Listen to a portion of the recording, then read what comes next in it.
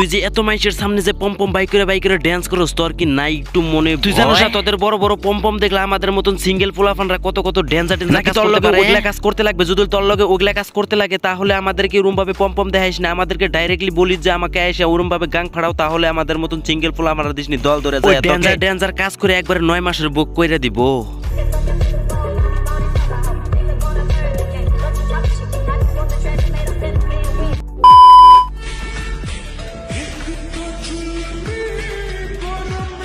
না গাইস, ফেসবুকে অনেক ধরনের ক্যাটাগরি আছে, আর এই যদি কি ক্যাটাগরি বাইসা নিছে যে তার দুটা বড় বড় পম্পম দেখে আমাদেরকে অসুস্থ অভিনন্দন দেয়। ভিডিও বানাবি বানা, কিন্তু তোর দুটা পম্পম দেখা যায় না, তোর দুটা বড় বড় পম্পম কুত্তা দিয়ে সাড়িয়ে বড় করছা সালে বেহান।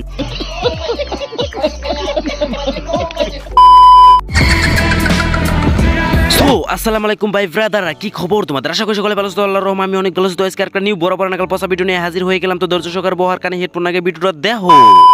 শুধু ভালোবাসি বললে হয় না প্রিয়, সময় আসলে কিন্তু করতেও হয়। আচ্ছা বৌদি, ভালোবাসলে যে হয় না কিন্তু সময় আসলে যে করতে হয়, এই সময়টা আসলে কি করতে হয় একটু আমাদেরকে ভালোলে খুইলা বলবেন। এরকমই এক জাতি বেহান কথা আপনারা তো স্পষ্ট ভাবে বলতে পারবেন না। সময় আসলে কি করতে হয় আপনারা যদি জানেন অবশ্যই আমাকে কমেন্ট বক্সে জানিয়ে দিবেন।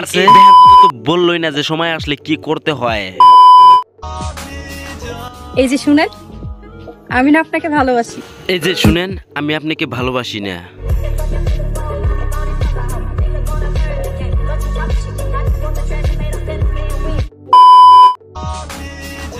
এই যে শুনেন, আমি না আপনাকে ভালোবাসি। এই যে শুনেন, আমি আপনাকে ভালোবাসি। এই কথাটা শুনতে যত একটা সোজা, বাট ভালোবাসা তত একটা সোজা না।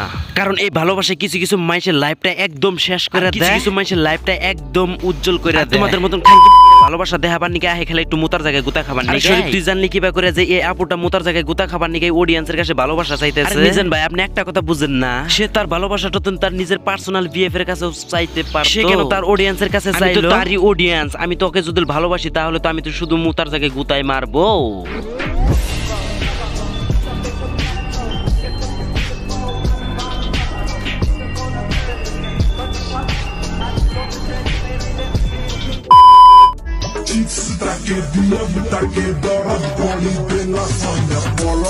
এই আপুটা যেবা করে পম্পম বাই করে পেট বাই করে আর মাঞ্জা ঢুলে ঢুলে ভিডিও বানাইতেছে। আমার তো মনে হয় পিছন থেকে জনি সিংহায় আস্তে আস্তে ঘষাঘষি করতেছে।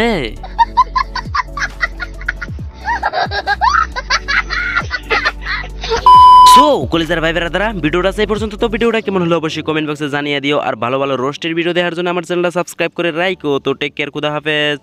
আবার কোনো নেক্সট ভিডিওতে দেখা হইতেছে।